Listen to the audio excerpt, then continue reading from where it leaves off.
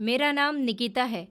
मेरी माँ हर रोज़ मुझे बाथरूम में बंद कर दिया करती थी और कहती थी कि मैं तुम्हारे साथ ऐसा इसलिए करती हूँ क्योंकि बाथरूम में कुछ देर बंद रहने से तुम्हारी सुंदरता में निखार आएगा, तुम्हारी जवानी बढ़ेगी, तुम जल्दी ही जवान लगने लगोगी, तुम्हारी उम्र बढ़ेगी और जिसकी वजह से तुम्हारा शरीर भी सेहतमंद नज़र आने लगेगा।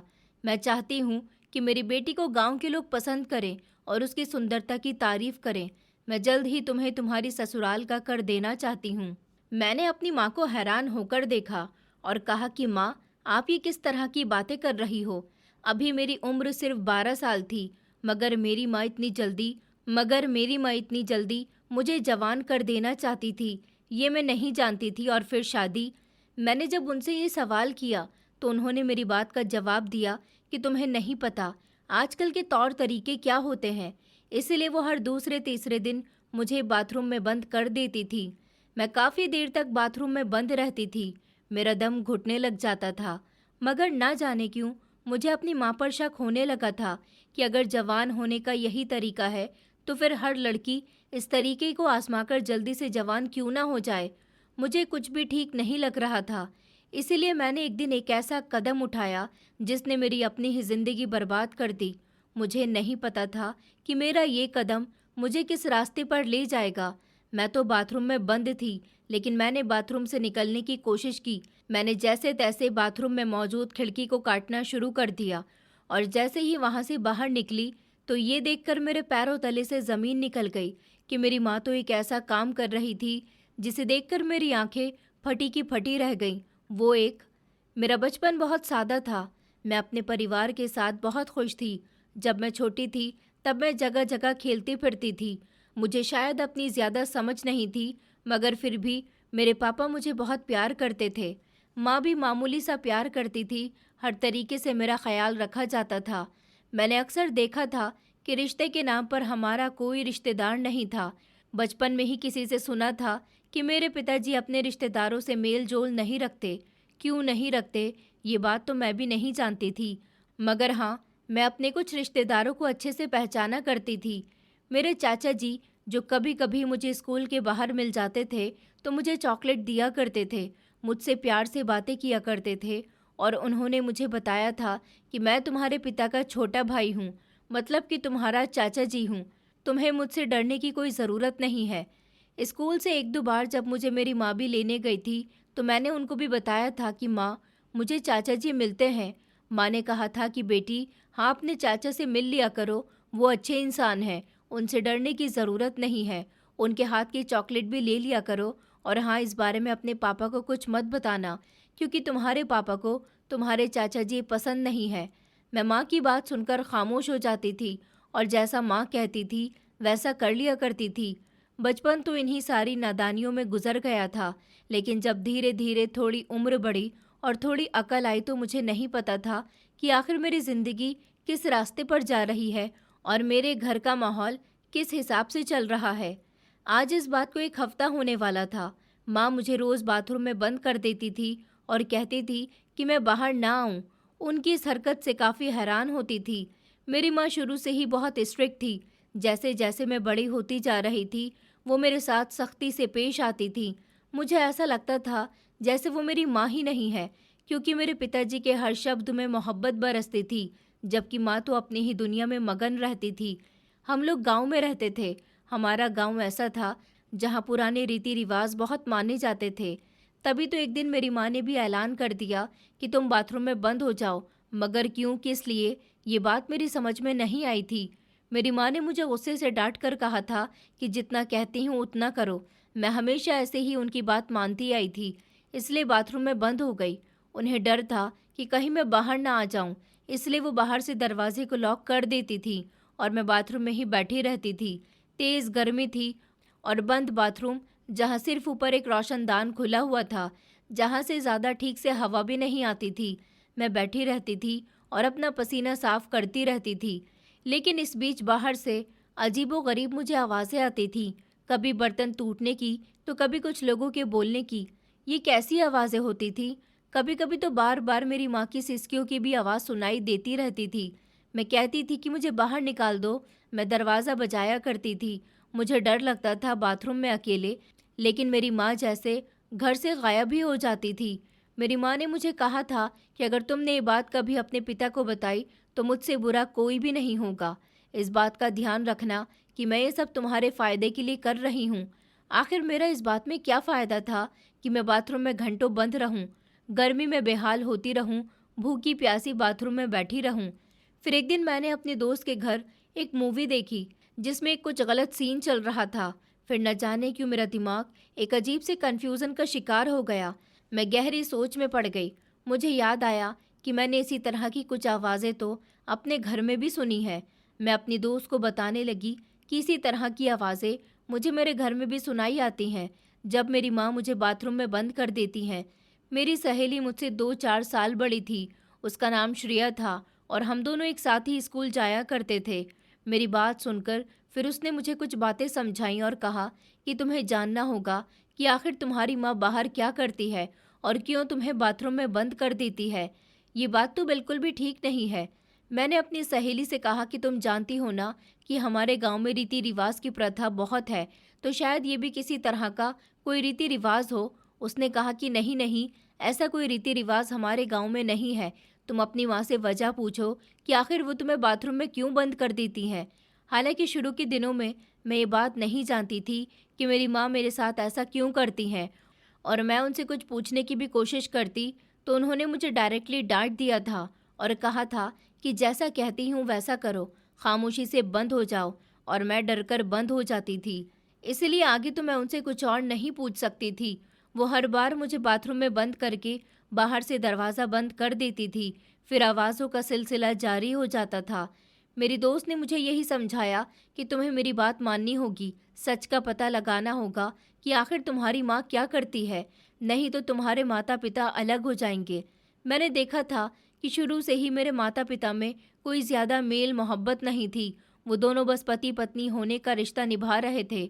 मेरी माँ तो अपनी ज़िंदगी में मगन रहती थी, मगर मेरे पिताजी एक मेहनती इंसान थे। वो ज़्यादातर अपने काम में व्यस्त रहते थे। सुबह घर से बाहर निकलते तो कभी रात को वापस आते थे या फिर कभी 2 या 3 दिन बाद भी घर वापस आते थे। वो शहर का काम किया करते थे, शहर में मजदूरी करते थे, इसलिए अक्सर उन्हें शहर से रोज़ आना जाना करने में थकन हो जाती थी। यही वजह थी कि वो कभी कभी शहर में ही रुक जाते थे और 1-2 दिन काम करने के बाद भी वापस आ जाते थे। मैं और माँ घर में अक्सर अकेले रहते थे। माँ कभी कभी मुझे मेरी सहेली के घर छोड़कर कहीं न कहीं चली जाती थी और कहती थी कि जब तक मैं वापस ना आऊँ तब तक तुम अपनी सहेली के घर से वापस मत आना, जितना हो उसके साथ खेलती रहना। मैं तो अपनी माँ और अपने पिता दोनों से ही बहुत प्यार करती थी। मैं नहीं चाहती थी कि उन दोनों के साथ कुछ भी बुरा हो जाए। शायद एक समय में वो दोनों अपने आप को एक दूसरे से अलग कर लेते, क्योंकि जब पति पत्नी के रिश्ते में मोहब्बत ना हो तो वो रिश्ता सिर्फ दिखावे का रिश्ता रह जाता है। मगर मेरे पिता ने शायद मेरी वजह से अपने इस रिश्ते को कभी नहीं तोड़ा था, और वो दोनों जिंदगी की गाड़ी जैसे चल रही थी, खामोशी से और सब्र के साथ एक ही पटरी पर अपनी गाड़ी को चला रहे थे। मैं 12 साल की थी। मुझ में ज़्यादा अकल तो नहीं थी, लेकिन मैं सारी चीज़ों को समझने लगी थी। मैं बहुत ही दुबली पतली सी थी, सुंदर थी। लोग कहते थे कि तुम सुंदरता में अपनी माँ पर गई हो। मेरे पिताजी एक भारी शरीर वाले आदमी थे, जबकि मेरी माँ भी मेरी तरह ही दुबली पतली और सुंदर थी। मेरे पिताजी कई कई दिनों तक हमसे दूर रहते थे। हमारी हर ख्वाहिश पूरी करने के लिए शहर में मेहनत मजदूरी करते थे, और जब पिताजी घर आते थे तो मेरे और मेरी माँ के लिए काफ़ी सारे खाने पीने का सामान लेकर आते थे। मैंने देखा था कि अक्सर मेरी माँ को अपने पति के लाए हुए सामान से खुशी नहीं होती थी, मगर पिताजी कहते थे कि मुझे सबसे ज़्यादा मेरी बेटी की खुशी ज़रूरी है। मेरी बेटी खुश हो जाती है, यही मेरे लिए बहुत है। जिस दिन पिताजी घर होते थे वो दिन मेरी ज़िंदगी का सबसे अच्छा दिन होता था, क्योंकि वो मेरे लिए हमेशा वही करते थे जैसा मैं उनसे कहती थी, और मेरा सारा टाइम उनके साथ ही गुजरता था। मैं रात को भी उनके पास ही सोया करती थी, और वो नहीं होते थे तो मैं उनको बहुत याद करती थी। उनकी गैर मौजूदगी में मैं अपनी माँ से सवाल करती थी कि माँ, पिताजी कब आएंगे? तो माँ कभी कभी तो मुझे जवाब नहीं देती थी, लेकिन जब मेरे ज़्यादा सवाल करने पर वो झुंझला जाती तो कहती थी कि मुझे क्या पता तेरा बाप कब आएगा, मुझे क्या पता तेरा बाप शहर में आखिर क्या क्या करता है? मुझे तेरे बाप से कोई मतलब नहीं है। वो मुझे पैसे देता है, मेरी ज़रूरतें पूरी करता है, बस यही मेरे लिए बहुत है। और तू भी अपने पिता के जाने पर बार बार मुझसे सवाल ना किया कर। अरे काम करने जाता है, उसे काम करने दे। घर आकर तेरे साथ काफ़ी समय बिताता तो है। माँ की बात पर मैं खामोश हो जाती थी। मेरे पिताजी मेरे फेवरेट थे।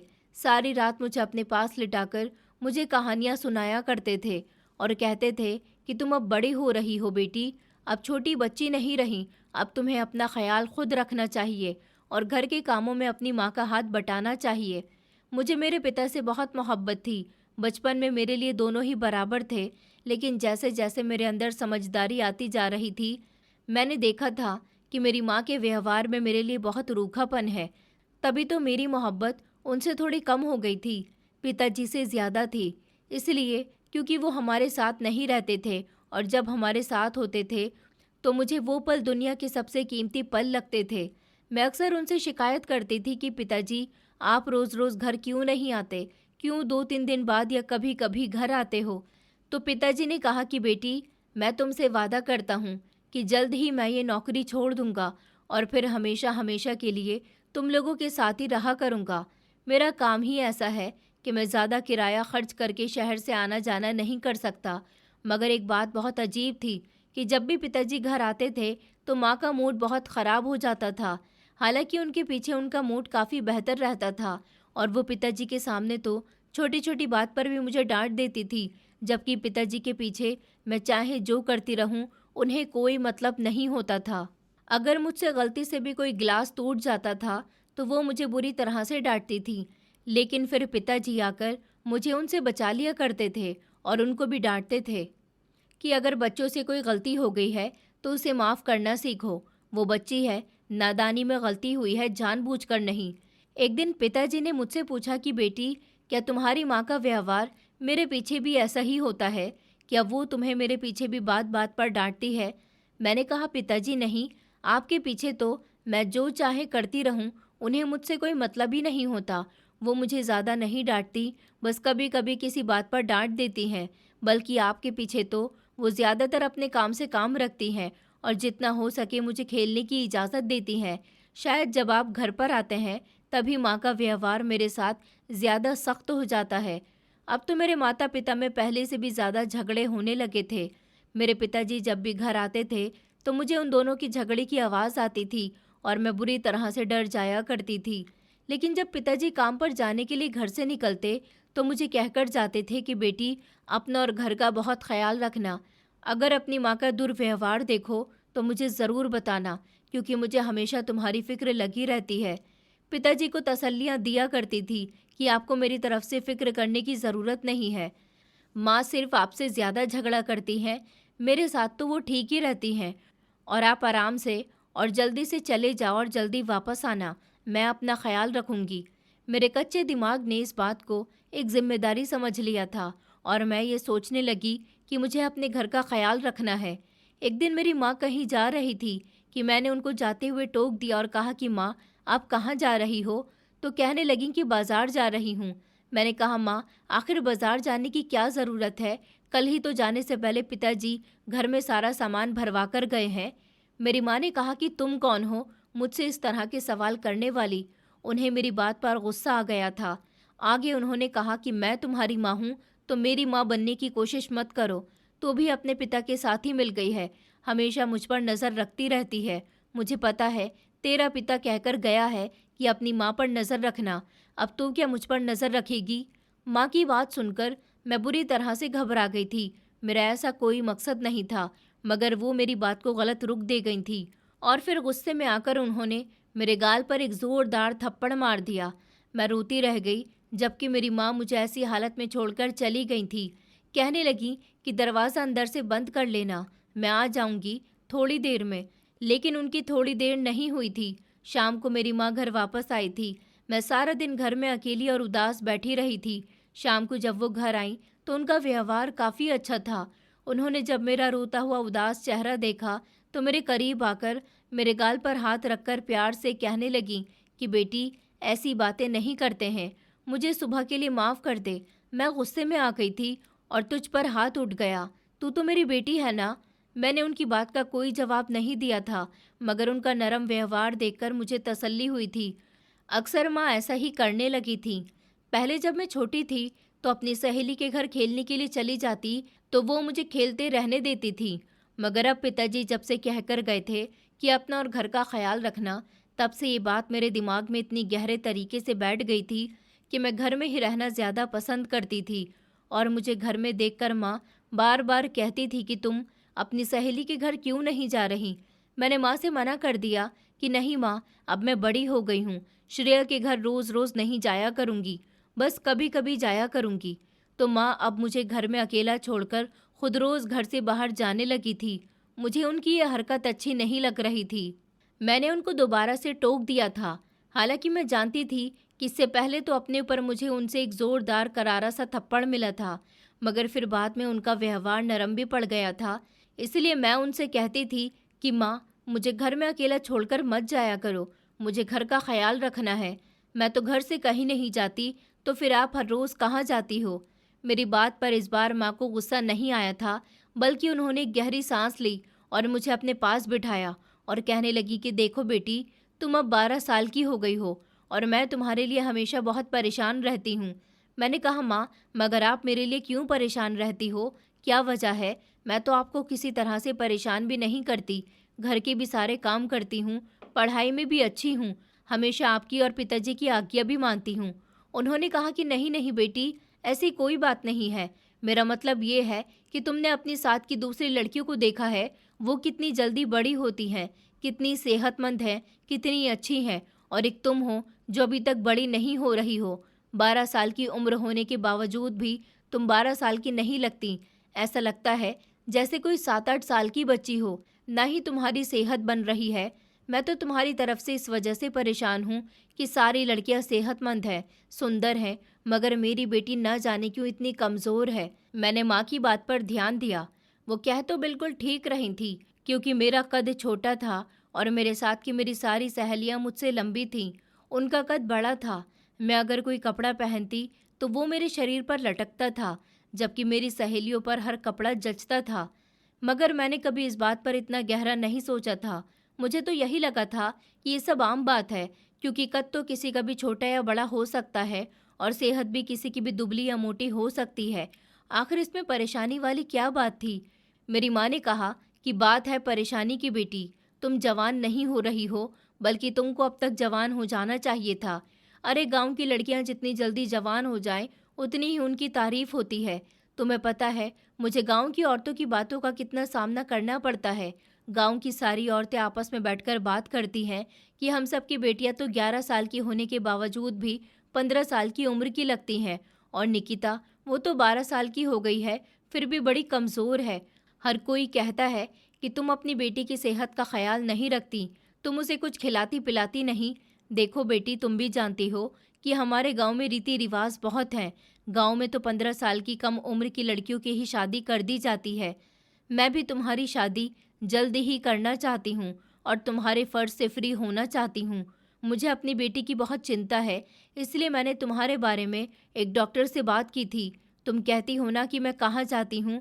अक्सर मैं डॉक्टर के पास जाती हूँ, अक्सर तुम्हारी सेहत के बारे में डॉक्टर से चर्चा करती रहती हूँ, और आज भी मैं इसीलिए तो जा रही थी, मगर तुम मुझे रोक रही हो। और उस दिन भी मैं तुम्हारे लिए ही परेशान थी, और जब तुमने मुझे रोका तो मुझे गुस्सा आ गया कि मैं तुम्हारे लिए इतनी दूर जा रही थी और तुम ही मुझे रोककर मुझसे सवाल जवाब कर रही थी।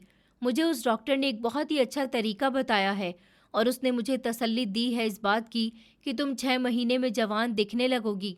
मतलब 6 महीने में तुम्हारा शरीर इतना सुंदर और हरा भरा हो जाएगा कि गांव में सब लोग तुम्हारी सुंदरता की तारीफ करने लगेंगे। मैं चाहती हूँ कि सुंदर माँ की सुंदर बेटी और भी ज़्यादा प्यारी दिखने लगे और जल्द से जल्द जवान हो जाए। हम कल से ही उस तरीके पर ध्यान देंगे जो मुझे डॉक्टर ने बताया है, और फिर तुम भी अपनी बाकी दोस्तों की तरह जल्द ही जवान हो जाओगी, क्योंकि मुझे तुम्हारी शादी भी तो करनी है। माँ के मुंह से शादी का नाम सुनकर तो मैं हैरान ही रह गई थी। मैंने माँ से कहा था कि आपको मेरी शादी की इतनी जल्दी क्यों है माँ, कि आप ये सब कुछ मुझे जल्द से जल्द इस घर से विदा करने के लिए कर रही हैं। अभी तो मैं स्कूल में पढ़ाई कर रही हूँ और सिर्फ 5वीं कक्षा में हूँ, और अभी से ही आप मेरी शादी करना चाहती हो। मेरी माँ का कहना था कि अब तुम पढ़ाई करना छोड़ दो और अपने पिता से भी मना कर देना कि अब तुम पढ़ने नहीं जाती, क्योंकि लड़कियों के लिए शादी ही होती है और शादी जितनी जल्दी हो जाए वही अच्छा है। पढ़ाई लिखाई किसी काम नहीं आती। मैंने कहा, नहीं माँ, मैं अपनी पढ़ाई नहीं छोड़ूंगी और मुझे अभी शादी नहीं करनी है। पर माँ ने कहा कि सोचो, तुम्हें एक काम करना है और यही तुम्हारी ज़िंदगी का मकसद है, तो फिर ये काम जितनी जल्दी हो जाए उतना अच्छा है ना। अभी जवान होगी, तुम्हारी शादी कम उम्र में हो जाएगी, फिर तुम्हारे बच्चे होंगे, तो कोई भी ये नहीं कह सकेगा कि तुम बच्चों की माँ हो। मुझे ही देख लो, मैं कितनी सुंदर और जवान दिखती हूँ अभी भी, जबकि मेरी एक 12 साल की बेटी है। लोगों को हैरानी होती है सुनकर कि मेरी एक बेटी भी है। इसीलिए मैं चाहती हूँ कि मेरी बेटी भी शादी के बाद, बच्चे पैदा करने के बाद बड़ी उम्र की औरत ना लगे, उसकी सुंदरता और जवानी हमेशा बरकरार रहे। माँ की बातें मुझे बिल्कुल भी समझ नहीं आ रही थी, क्योंकि वो मेरा ब्रेन वॉश कर रही थी। उन्होंने मुझसे जितनी भी बातें की थी उनका कोई मतलब नहीं था, बस वो मुझसे अपनी बात मनवा रही थी। मैं नहीं जानती थी कि मेरी माँ क्या करना चाहती हैं।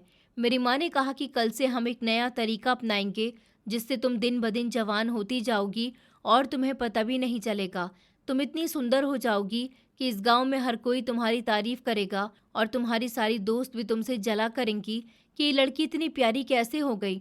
और वो काम जो माँ ने मुझे बताया था, उसे सुनकर तो मेरे पैरों तले से ज़मीन ही निकल गई थी। मैं सोचने लगी कि ऐसा कैसे हो सकता है, ये तो बड़ी ही अजीब बात है।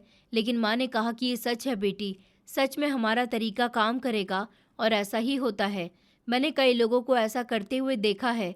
मेरी माँ का कहना था कि मैं तुम्हें 2 घंटे के लिए बाथरूम में बंद कर दूंगी। तुम्हें पूरे 2 घंटे बाथरूम में ही गुजारने होंगे और इससे तुम बहुत जल्दी जवान हो जाओगी, क्योंकि मुझे तुम्हारी शादी करनी है और लोगों से तुम्हारी तारीफ बटोरनी है। माँ ने कहा कि कल से हम ये काम शुरू करेंगे और अगले दिन मुझे नाश्ता करवाने के बाद लगभग 10:30 बजे उन्होंने बाथरूम में बंद कर दिया। उनका कहना था कि 10:30 बजे तुम्हें बाथरूम में बंद किया है तो पूरे 12:30 बजे तुम्हें बाथरूम से निकालूंगी। मैंने माँ से कहा कि मैं ये सब नहीं करना चाहती हूँ। प्लीज़ माँ, मेरे साथ ऐसा मत करो। मेरे जैसी लड़कियाँ जो कर रही हैं करती रहें, लेकिन मुझे जवान नहीं होना।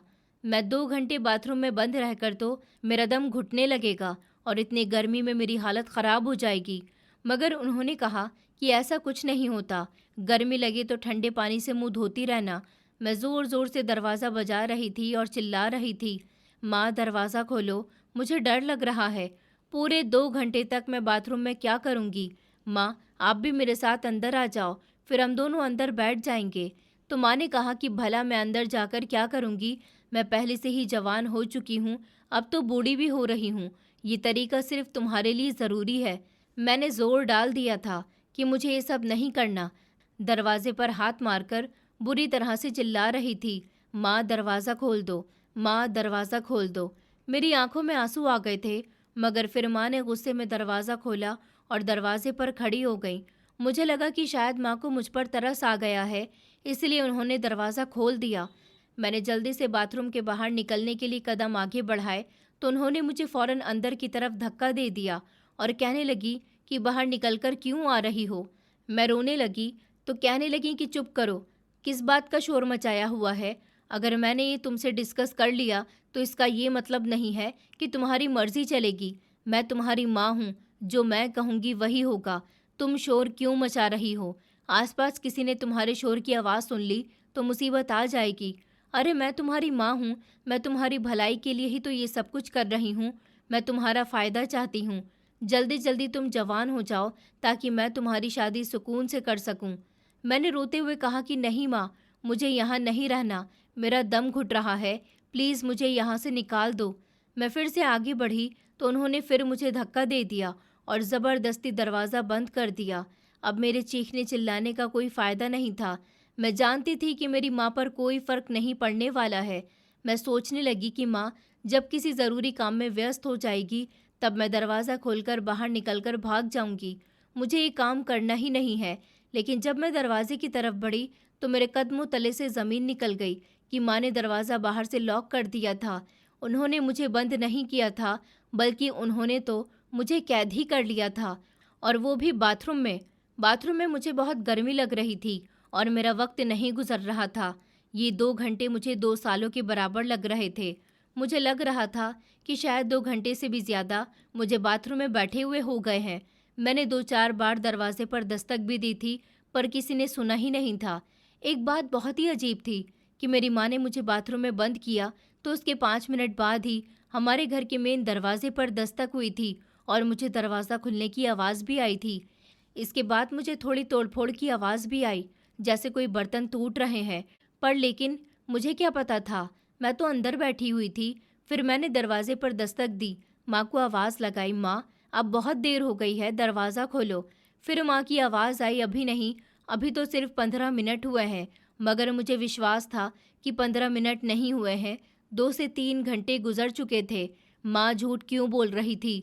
मैं फिर से सब्र करके बैठ गई और फिर फाइनली थोड़ी देर के बाद माँ ने दरवाज़ा खोल ही दिया था। बाहर मेरी नज़र घड़ी पर पड़ी तो दोपहर के 2 बज रहे थे। इसका मतलब ये था कि मेरी माँ ने मुझे सुबह 10 बजे बंद किया था और अब 2 घंटे नहीं बल्कि 4 घंटे बीत चुके थे। मेरी हालत बुरी हो गई थी। मैंने माँ से कहा कि आप मेरे साथ ऐसा कैसे कर सकती हो? तो उन्होंने कहा कि पागल मत बनो, ये सब कुछ इस तरीके को आजमाने का हिस्सा है और अब हमको ये रोज़ करना होगा। ये कोई इलाज या टोटका नहीं होता। सब्र से काम लो और ख़बरदार जो ये बात तुमने अपने पिता को बताई तो, नहीं तो तुम्हें जीते जी जान से मार डालूंगी। अपने पिता को ये बात बिल्कुल भी मत बताना।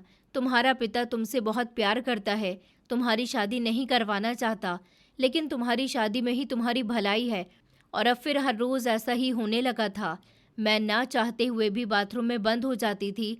जैसा माँ कहती थी वैसा किया करती थी। पिताजी घर आते थे तो इस बारे में उनको कुछ नहीं बताती थी, बस खामोशी से सब कुछ बर्दाश्त कर रही थी। एक दिन मैं इसी तरह बाथरूम में बंद थी और मेरा दिल पूरी तरह से घबराने लगा, इतनी बुरी तरह कि मैं बेहोश होने के करीब पहुंच चुकी थी। मैंने बुरी तरह से दरवाज़ा पीटना शुरू कर दिया। अचानक किसी ने दरवाज़ा खोला और जिसने दरवाज़ा खोला था उसे देखकर मैं हैरान रह गई थी। वो तो मेरे पिताजी थे। मैं बेहोश होकर ज़मीन पर गिर गई। मैंने आखिरी बार देखा था कि मेरे पिताजी ने मुझे थाम लिया था। जब मेरी आंख खुली तो मैं अस्पताल में थी। डॉक्टर ने कहा था कि घुटन की वजह से बच्ची का ब्लड प्रेशर लो हो गया था, जिसकी वजह से वो बेहोश हो गई, या फिर ये किसी बात पर बहुत बुरी तरह से डरी हुई है। इलाज के बाद मेरे पिताजी मुझे घर ले आए थे। इस सब में मेरी माँ बिल्कुल खामोश थी, बहुत ज़्यादा परेशान थी। जब मेरी तबीयत थोड़ी सी संभल गई तो फिर पिताजी ने मुझसे ये बात पूछी थी कि निकिता, अब बताओ तुम्हारे साथ क्या हुआ था? बाथरूम के अंदर कैसे बंद हो गई थी? उस समय माँ वहीं पर मौजूद थी। मैंने माँ की तरफ देखा तो माँ ने मुझे इशारा किया कि खबरदार, कोई बात करने की ज़रूरत नहीं है। पिताजी ने कहा कि किसी से डरने की ज़रूरत नहीं है बेटी, मुझे बताओ क्या बात है। मगर मैं अपने पिताजी से ज़्यादा अपनी माँ से डरती थी। मैंने कहा कि पिताजी, कुछ नहीं हुआ था, मैं बस बाथरूम में नहाने के लिए गई थी, लेकिन दरवाज़ा शायद अटक गया था, इसलिए दरवाज़ा नहीं खुल रहा था और मैं बुरी तरह से डर गई थी। डर की वजह से बेहोश हो गई। पिताजी ने कहा तो चलो ठीक है, अब अपना ख्याल रखा करो और मैं तुमसे वादा करता हूँ कि आइंदा इस तरह कुछ नहीं होगा। मैं अभी बाथरूम का दरवाज़ा ठीक करवा देता हूँ, तुम आराम करो। इतना कहकर पिताजी वहाँ से चले गए थे, लेकिन वो मेरी माँ से लड़ने लगे। उनका कहना था कि बेटी बाथरूम में बंद हो गई थी और तुम घर पर नहीं थी। ये तो अच्छा हुआ कि मैं अचानक से घर आया तो घर का दरवाज़ा भी खुला हुआ था। आखिर तुम क्या करती रहती हो? मैं इसीलिए छोड़कर जाता हूँ सब कुछ तुम्हारे हवाले। अगर मैं आज थोड़ी देर और भी नहीं आता तो सोचा है कि क्या होता। ये अंदर ही बेहोश हो जाती है तो अच्छा हुआ ये मेरे सामने बेहोश हुई। इसका ब्लड प्रेशर तो पहले से ही लो हो गया था और तुम जानती हो कि हमारी बेटी को खतरा था, कुछ भी हो सकता था। ऊपर वाले ने हमें एक ही बेटी दी है और तुम उसका भी ख्याल नहीं रख सकती हो। आखिर तुम किस तरह की माँ हो? अगर तुम कहीं जा रही थी तो इसको भी अपने साथ लेकर जाती। वैसे तुम कहाँ थी? बताओ मुझे, क्या लेने गई थी? माँ पिताजी के सामने बुरी तरह से झिझक रही थी। कहने लगी कि मैं तो बाजार तक ही गई थी, थोड़ा सा सामान लेने के लिए। मुझे नहीं पता था कि इतना बड़ा हादसा हो जाएगा। पिताजी कहने लगे कि वैसे तो तुम्हारे हाथ में कुछ नहीं था, जब तुम घर वापस आई थी तो फिर क्या सामान लेने गई थी? तो माँ कहने लगी कि मैं अपने लिए चूड़ियाँ लेने गई थी, लेकिन वहाँ जाकर मेरा मूड बदल गया और चूड़ियाँ पसंद नहीं आई, इसलिए मैं वापस आ रही थी। मेरी माँ ने पिताजी से कह दिया था कि मैं आइंदा से निकिता का बहुत ख्याल रखूंगी। वो इतनी ज़्यादा नॉर्मल थी जैसे कुछ हुआ ही नहीं है। मेरे पिताजी वैसे तो एक दिन के लिए आते थे, लेकिन अगले दिन भी मेरे साथ ही रुक गए थे और मुझे बाजार ले गए थे। बाजार में मेरी नज़र हमारे चाचा जी पर पड़ी। मैंने पिताजी से कहा कि पिताजी देखिए, चाचा जी जा रहे हैं, हम उनको बुलाते हैं। चाचा जी बहुत अच्छे हैं। जब मैं स्कूल जाती हूँ तो चाचा जी मुझे चॉकलेट दिया करते हैं। पिताजी कहने लगे कि नहीं, कोई ज़रूरत नहीं है अपने चाचा से मिलने की, हमारा उनके साथ कोई संबंध नहीं है। मगर बड़ी हैरानी वाली बात थी कि पिताजी अपने छोटे भाई से बातचीत नहीं करते थे। मगर माँ जब मुझे स्कूल से लेने आई थी तो चाचा जी वहाँ मौजूद होते थे।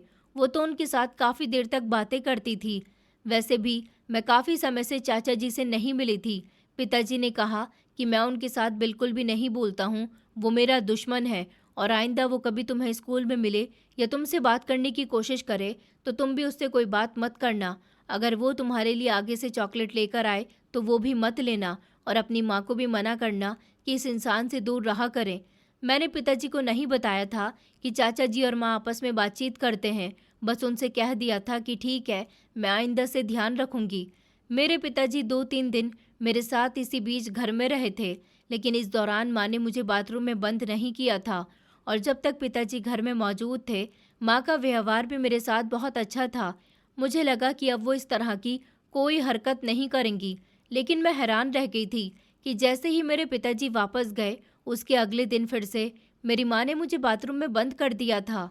अब तो मेरी जान पर बन आई थी, क्योंकि डॉक्टर ने कहा था कि अगर मैं थोड़ी देर और बंद रही तो मेरा सांस बंद हो सकता था, मैं मर भी सकती थी। अब तो मुझे अपनी ज़िंदगी की परवाह ज़्यादा हो रही थी। पता नहीं मेरी माँ को मेरी परवाह क्यों नहीं थी। मैंने ध्यान किया था कि बाथरूम में एक रोशनदान था जो काफ़ी बड़ा था और उस पर सिर्फ एक जाली लगी हुई थी। अगर मैं किसी तरह से ये जाली हटा देती तो मैं वहाँ से आसानी से इस रोशनदान से निकलकर बाहर जा सकती थी। लेकिन इस जाल को काटने के लिए भी मुझे कोई औजार चाहिए था। अगले दिन मैंने प्लान बनाया कि जब मेरी माँ मुझे बाथरूम में बंद करेगी तो मैं खामोशी से कोई ऐसा औजार अपने कपड़ों में छुपाकर बाथरूम के अंदर चली जाऊंगी जिससे मैं चुपके से रोशनदान की जाली को काट सकूं। साथ ही मैं बाथरूम में बंद होने से पहले ही एक छोटी सी कुर्सी भी वहां पर रख दूंगी ताकि मैं उसके ऊपर चढ़कर रोशनदान तक पहुंच सकूं। इस बारे में माँ को कुछ पता नहीं था। और फिर अगले दिन जब माँ ने मुझे कहा कि चलो तुम्हें बाथरूम में बंद करने का टाइम हो गया, तो मैंने पहले ही अपने कपड़ों में एक कैंची और छुरी रख ली थी ताकि बाद में आराम से इस छुरी की मदद से जाली काटकर बाहर निकल सकूं। वैसे भी इस जाली का रुख दूसरी तरफ था तो माँ भी नहीं देख सकती थी, क्योंकि पिछली तरफ छोटी सी गली थी जहाँ पर कपड़े धोए जाते थे। माँ ने मुझे बाथरूम में बंद कर दिया था और जैसे ही 5-10 मिनट गुजरे तो मैंने कैंची और छुरी की मदद से इस जाली को काटने लगी। ये काम करने में मेरी सोच से भी ज़्यादा वक्त लग रहा था, क्योंकि वो जाली लोहे की बनी हुई थी, लेकिन ऐसा नहीं था कि वो कट नहीं रही थी। मुझे इस काम में व्यस्त रहना था और मुझे ये काम करना ही था। मुझे बाहर निकलना था। मैं समझ चुकी थी कि मेरी माँ मुझे बाथरूम में बंद करके ज़रूर कोई ऐसा काम करती है जो कि बहुत गलत है, क्योंकि ये बात तो मैंने नोटिस कर ली थी कि इतने दिनों तक मुझे बाथरूम में बंद करने से भी मेरे शरीर में कोई फ़र्क नहीं पड़ा था। मैं जैसी थी वैसी ही थी, जबकि माँ ने कहा था कि मैं जल्द ही बड़ी हो जाऊंगी, जवान हो जाऊंगी। और ये बात मेरे दिमाग में आ रही थी कि ऐसा कुछ नहीं होता, ये सब गलत है, क्योंकि अगर इस तरह लड़कियां जवान होती तो फिर बाकी लड़कियां यही तरीका क्यों नहीं अपना लेती। मेरा दिमाग उस टाइम कच्चा था, इसलिए मैं इसी तरह सोचती थी, लेकिन अंदर से ज़रूर जानती थी कि कुछ तो है जो इस घर में गलत हो रहा है। मेरी माँ मुझे बाथरूम में बंद करके घर से निकल जाती थी और या फिर घर में किसी को बुला लेती थी, क्योंकि किसी की आवाज़ें आया करती थी। ऐसा लगता था कि घर में 2-3 लोग मौजूद हैं, जबकि घर में मैं और मेरी माँ ही होती थी। 1 घंटे की कड़ी मेहनत के बाद वो जाली तोड़ने में मैं कामयाब हो चुकी थी और अब अगला कदम था इससे बाहर जाना। मैंने दूसरी तरफ भी कुर्सी रख दी थी ताकि अगर मैं नीचे उतरूं तो मैं गिर न जाऊं, नीचे सहारा मौजूद हो। मैं उससे निकलकर बाहर आ गई और चलती चलती अपनी माँ के कमरे की तरफ बढ़ी थी। मैंने देख लिया था कि कमरे में भी कोई मौजूद था। अभी मैं अपनी माँ के कमरे के करीब आती जा रही थी कि मुझे उनकी खुलकर हंसने की आवाज़ें आईं। जैसे कोई उनकी तारीफ कर रहा था और वो शर्मा रही थी कि मैं आगे बढ़ी और खिड़की की तरफ खड़ी हो गई। फिर मैंने खिड़की से झांक कर देखा तो मेरे कदमों तले से ज़मीन निकल गई थी, क्योंकि मेरे माँ के साथ तो मेरे चाचा जी बैठे हुए थे। उन्होंने मेरी माँ के कंधे पर हाथ रखा हुआ था। वो दोनों बिल्कुल इतने करीब थे जैसे कोई पति पत्नी एक दूसरे के करीब होते हैं, और ये नज़ारा देखकर तो मैं शर्म से पानी पानी हो गई थी। मेरी आंखों में आंसू आ गए थे और मैं वहाँ से भाग उठी। इतनी तेज़ भागी कि न जाने भागकर कहाँ पहुँच गई। मैं भागते भागते रास्ता भी भूल गई थी। मैं बहुत परेशान हो गई थी। मैं इधर उधर भटक रही थी। मैं अपनी माँ से डरकर भागी थी कि अगर उन्हें पता चल गया कि मैं उनको अपनी आंखों से देख चुकी हूँ और बाथरूम से निकल चुकी हूँ, तो वो मुझे जान से मार डालेंगी। मैं जिस जगह पर मौजूद थी वहाँ मुझे एक दुकान दिखाई दी। शुक्र था कि मुझे अपने पिताजी का मोबाइल नंबर याद था। मैंने दुकान व्यापारी से कहा कि अंकल जी, आप मुझे अपना मोबाइल दे दीजिए, मुझे आपके मोबाइल से कॉल करनी है अपने पिता को। वो अंकल बहुत अच्छे थे, उन्होंने मुझे अपना मोबाइल दे दिया। मैंने जल्दी से पिताजी को फ़ोन मिलाया और उनको बताया कि पिताजी, पता नहीं मैं भागते भागते कहाँ आ गई हूँ। पिताजी बहुत परेशान हुए और कहने लगे कि बेटी, आखिर तुम भाग क्यों रही थी। मैंने कहा पिताजी, वो सब मैं आपको बाद में बताऊंगी, आप जल्दी से आ जाओ, मुझे यहाँ से ले जाओ, कुछ बुरा हो रहा है। मेरी बात सुनकर पिताजी पूरी तरह से परेशान हो गए। उन्होंने कहा कि ठीक है, मैं कल तक आ जाऊंगा, तुम जैसे तैसे करके अभी वापस घर जाओ। मैंने कहा नहीं पिताजी, मैं घर वापस नहीं जाऊंगी, चली गई तो माँ मुझे जान से मार देगी। मेरी बात सुनकर पिताजी ने मुझे समझाया और कहने लगे कि अच्छा ठीक है, तुम जिस दुकान पर मौजूद हो वहाँ के अंकल से मेरी बात करवाओ। मैंने अपना मोबाइल दुकान व्यापारी के हाथ में दे दिया था। उन्होंने मेरे पिताजी से बात की और फिर उसके बाद मुझे एक रिक्शा में बैठा दिया। कहने लगे कि बेटी, ये रिक्शा तुम्हें तुम्हारी सहेली के घर ले जाएगा। वो अंकल बहुत अच्छे थे।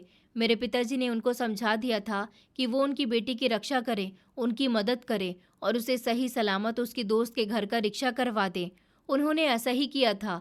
पिताजी ने मुझे फ़ोन पर बताया था कि तुम अपनी दोस्त के घर चली जाओ, मैं कल वहाँ से तुम्हें ले लूँगा और तुम्हारी दोस्त के पिता से भी बात कर लूँगा, उनका मोबाइल नंबर मेरे पास है।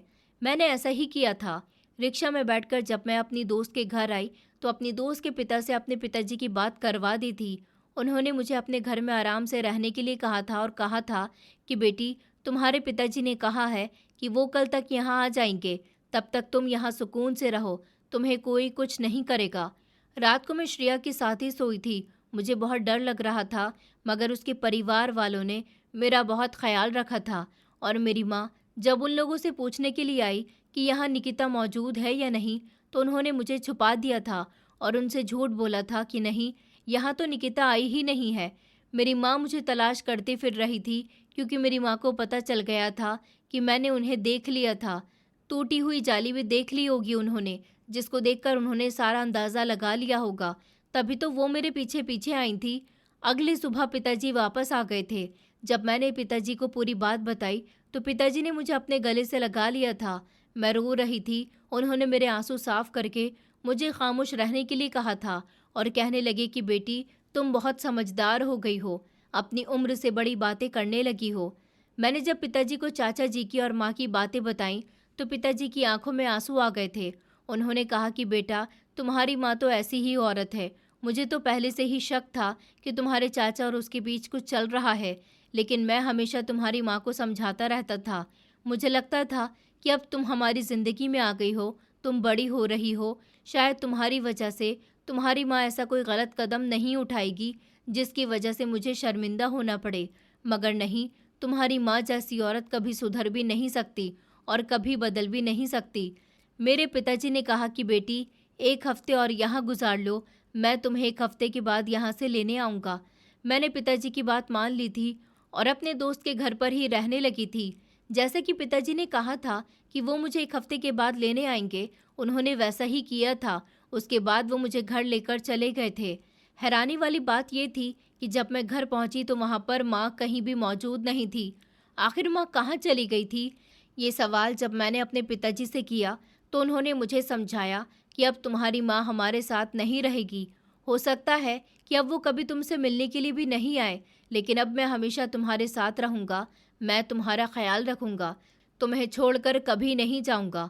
सच ये था कि मेरे पिताजी अपनी पत्नी की बेवफाई पर उनको छोड़ चुके थे, हमेशा हमेशा के लिए उनको अपनी ज़िंदगी से निकाल चुके थे।